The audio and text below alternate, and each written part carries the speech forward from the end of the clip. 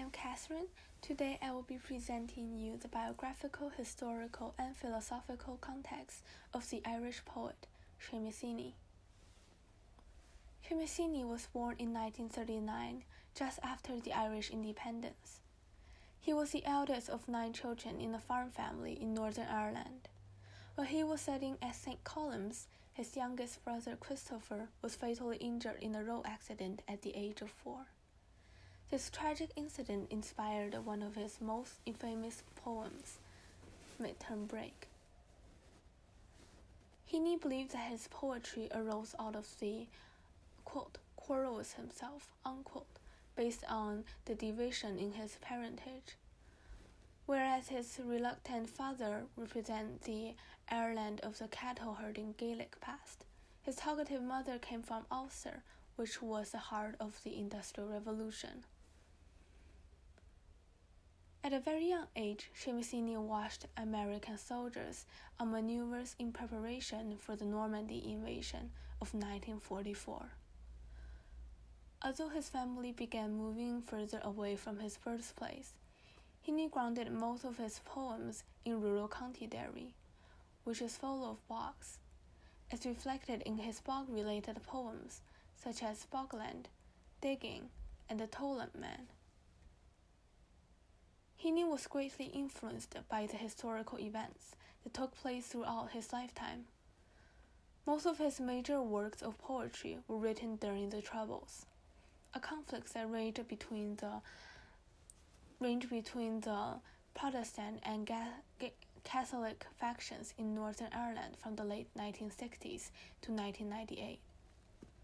January 30, 1972 was known as Bloody Sunday, where 13 Irish civilians were killed in a discordance with the British Army in the bauxite area of Derry. In his poem, Casualty, Heaney wrote a moving elegy in remembrance of his friend, Louis O'Neill, who was killed in the violence of Bloody Sunday. Heaney's other books of poetry, Fieldwork and Station Island, are also about the victim and perpetrator of such conflicts. Seamus Heaney was also influenced by the Irish poetic tradition, especially the poet Patrick Kavanagh, whose poetry on rural life inspired Heaney to begin writing of his early life and realize that his personal experiences were good subject matter for his work. Heaney published his first book of poetry, Death of a Naturalist, in 1966, creating vivid portraits of Northern Irish rural life. Moreover, his later works are based on his homeland civil war that was a result of British colonization.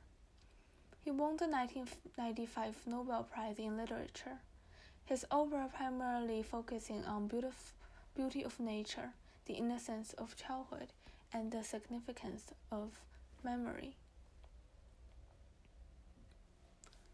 Seamus Heaney frequently used visual and sound imagery to evoke memories of childhood and reflections of self. Ironically, although his poems are complexly riddled with literary devices and elements of stories, the outcome is simplicity. Instead of being detached, he comes across as being deeply attached to his Irish land, heritage, and childhood. In a graduation speech he delivered at the University of New Carolina at Chapel Hill, Seamus Heaney emphasized the importance to pause and reflect, just like how he himself seeks to preserve the memory of both his own personal past and his cultural heritage in his poems. He suggested that the rhythm of getting started, keeping going, getting started again is the essential rhythm not only of achievement but of survival. It is also something he would want each of the graduates to experience in the years ahead, and experience not only in their professional life, whatever that might be, but in their emotional and spiritual lives as well. Because unless what underground level of the self is preserved as a verified and verifying element in their makeup, they're going to be in danger of settling into whatever profile the world prepares for them and accepting whatever profile the world provides for them.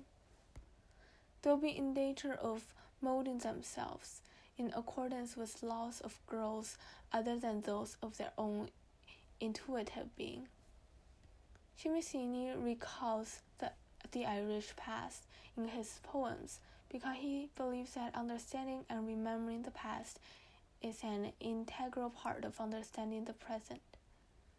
The purpose of his poetry is to preserve the past because it helps people understand their heritage, which helps them understand their identity in the present.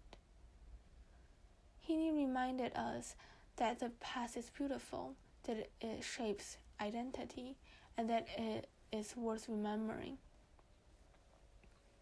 Although his poems are all self-oriented, they reveal his passionate love and concern for the environment, as in the exploitation of the Irish bogs, for instance.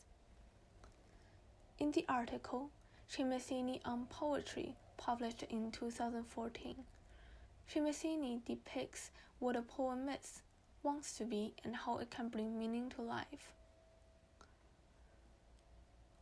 Quote, "A poem begins in delight and ends in a clarification of life, not necessarily a great clarification, such as sex and cause are founded on, but in a momentary state against confusion.